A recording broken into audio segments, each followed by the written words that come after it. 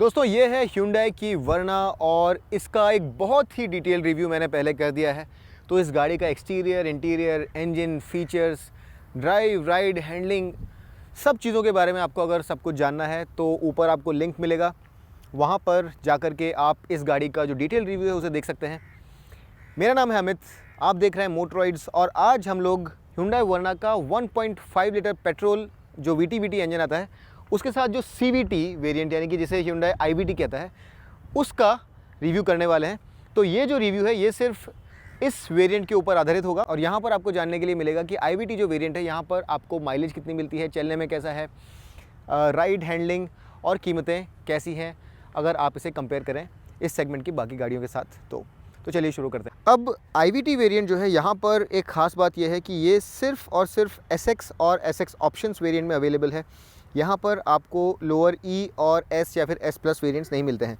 तो SX और SXO variants में क्या फ़र्क है ये मैं आपको पहले बता देता हूँ। SXO वेरिएंट में SX वेरिएंट के ऊपर आपको मिलते हैं side and curtain airbags, hill start assist control, electronic stability control, vehicle stability management, auto dimming mirror with blue link controls, tyre pressure monitoring system, burglar alarm, full LED headlamps, 16 inch diamond cut alloys. SX के अंदर आपको grey alloys मिलेंगे। Doors में आपको leather trim मिलेगी और driver side seat पर भी आपको बैक पॉकेट मिलेगी। एक बड़ी चीज़, रियर सीट हेडरेस्ट आपको SXO में ही एडजस्टेबल मिलेंगे, SX में एडजस्टेबल नहीं मिलेंगे और सीट अपहोल्स्ट्री आपको SXO में लेदर मिलेगी। इंफोटेनमेंट सिस्टम में भी फ़र्क है। यहाँ पर हालांकि स्क्रीन का साइज़ दोनों जगह सेम है, लेकिन SXO के अंदर आपको नेविगेशन भी मिलता है और HD डिस्प्ले मिलता है। साथ ही आपको SXO में Hyundai की blue link connected car technology मिलती है। कुछ और फीचर्स आपको मिलते हैं, front ventilated seats, telescopic steering और बूट में लगेज हुक और नेट। तो दोस्तों ये जो वेरिएंट है ये है CVT वेरिएंट और इस गाड़ी का मैनुअल जब मैंने चलाया था तो आपको बताया था कि ये जो इंजन है ये कितना अट्रैक्टेबल है, लो एंड पर भी यहाँ पर कितनी सारी टॉर्क आपके पास अवेलेबल है। इनफैक्ट मैनुअल वेरिएंट में भी आपको महसूस नहीं होने देता है कि ये एक डिफ़िकल्ट कार है स्टॉप स्टार्ट ट्रैफिक में भी चलाने के लिए। तो अपने बहुत ही लाइट ट्रांसमिशन के साथ, लाइट क्लच के साथ, बहुत ही स्मूथ गियर शिफ्ट्स के साथ, बहुत अच्छे ट्रैक्टेबल इंजन के साथ ये 1.5 लीटर जो नेचुरली एस्पिरेटेड इंजन है ये काफ़ी अच्छा इंजन है। लेकिन इस CVT के साथ स्टॉप स्टार्ट ट्रैफिक में, बहुत ज़्यादा बम्पर टू बम्पर ट्रैफिक में भी आपको बड़ा आराम रहेगा। और यहाँ पर जैसा आप देख रहे हैं आप इसे इस तरह से मूव करके टिप्ट्रॉनिक तरीके से इसे मैनुअली भी शिफ्ट कर सकते हैं। यहाँ पर आपके पास पैडल शिफ्टर्स नहीं है, लेकिन आप मैनुअल इस तरह से यूज़ कर सकते हैं। यहाँ पर स्पोर्ट मोड भी आपको नहीं मिलेगा, बट ये मोस्टली जो गाड़ी है ये इसे ऑटो मोड में ही रहने दे तो ज़्यादा अच्छा है, क्योंकि यहाँ पर एक टॉर्क कन्वर्टर नहीं है। तो अगर आप इससे बहुत ज़्यादा क्विक रिस्पांस की उम्मीद कर रहे हैं तो उस तरह का ये इंजन ट्रांसमिशन कॉम्बो नहीं है। ये ज़रा रिलैक्स्ड है, शिफ्ट्स यहाँ पर बड़े स्मूथली होते हैं। ये CVT है लेकिन यहाँ पर 8 स्टेप्स दे करके रखे हैं Hyundai ने। तो आप जब गियर शिफ्ट करते हैं मैनुअली तो आपको 8 गियर्स तक स्क्रीन पर दिखाता है। एक अच्छी बात यहाँ पर जो है वो ये है कि फ्यूल एफिशिएंसी यहाँ पर आपको मैनुअल से भी बेहतर मिलती है। ARAI सर्टिफाइड 18.45 kmpl की फ्यूल एफिशिएंसी आपको मिलती है, जो कि मैनुअल की 17.7 kmpl से ज़्यादा बेहतर है। अगर आप इसे कंपेयर करें इस सेगमेंट की दूसरी गाड़ियों से भी तो मोर और लेस इस सेगमेंट में सारी गाड़ियाँ लगभग 18 के आसपास ही फ्यूल एफिशिएंसी देती हैं, ऑटोमेटिक वेरिएंट जितने भी हैं। केवल सियाज ही एक ऐसी गाड़ी है जहाँ पर आपको 20 kmpl की फ्यूल एफिशिएंसी मिलती है ऑटोमेटिक के साथ, तो वहाँ पर फ्यूल एफिशिएंसी ज़रा बेहतर है। लेकिन रियल वर्ल्ड में यहाँ पर आपको 12-13 kmpl की फ्यूल एफिशिएंसी मिलेगी और हाईवे पर अगर आप एक ओपन हाईवे पर चला रहे हैं तो आपको 16-17 kmpl की फ्यूल एफिशिएंसी मिलेगी। राइड क्वालिटी यहाँ पर बड़ी ज़बरदस्त है। सबसे बड़ी हाईलाइट इस गाड़ी की अगर आप ड्राइविंग डायनामिक्स की बात करें तो राइड क्वालिटी बहुत ही प्लश है। स्टीयरिंग में उतना फीडबैक, वेट नहीं है। तो ये जो गाड़ी है ये एक एंथुसियास्ट के लिए नहीं है, लेकिन अगर आपको सिटी में जनरली चलाना है या ओकेजनली हाईवे पर चलाना है तो उस लिहाज से बड़ी ही प्रैक्टिकल, बहुत ही ट्रैक्टेबल, एक अच्छी फ्यूल एफिशिएंसी के साथ, बड़े ही रिफाइंड स्मूथ इंजन के साथ बनाई हुई गाड़ी है।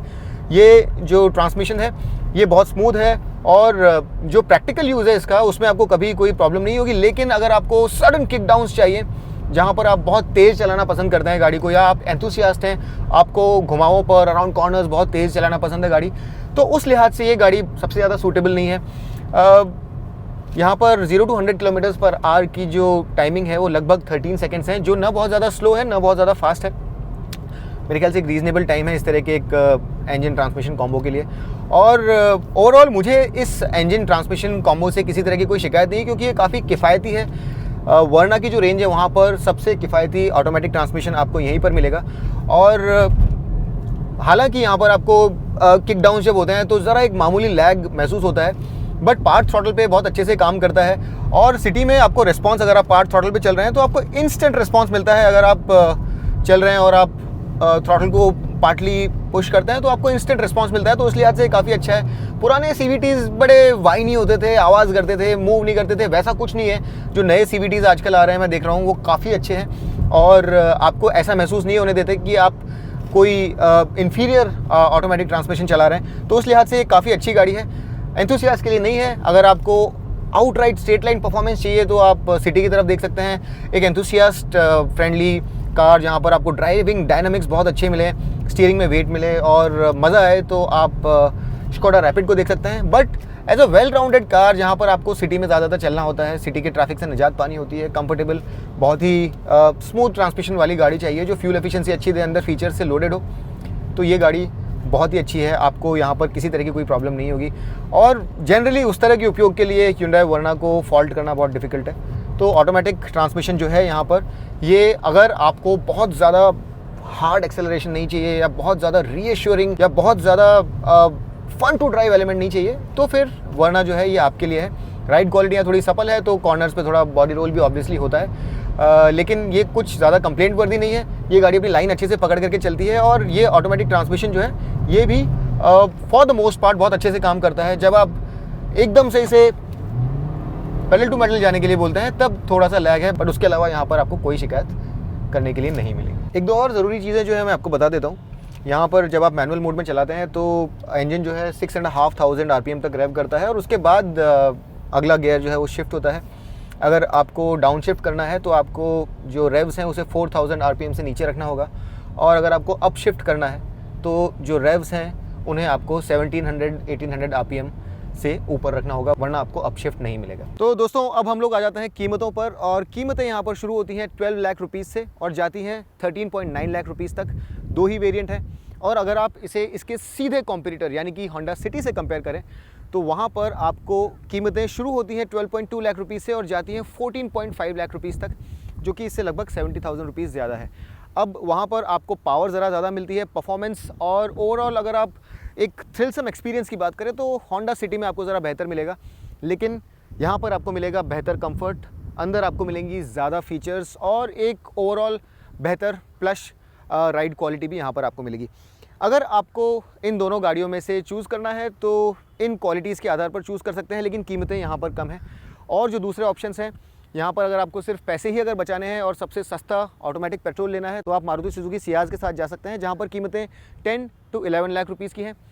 या फिर अगर आपको एक बड़ी ही फोकस ड्राइवर्स कार चाहिए जहाँ पर आपको इस सेगमेंट में जितनी भी गाड़ियाँ हैं उनमें सबसे ज़्यादा मज़ा आए चला करके, तो आप स्कोडा रैपिड 1.0 TSI के साथ जा सकते हैं, और वहाँ पर कीमतें भी आपको काफ़ी कम मिलेंगी, लेकिन फ़ीचर्स वहाँ पर काफ़ी कम मिलती हैं।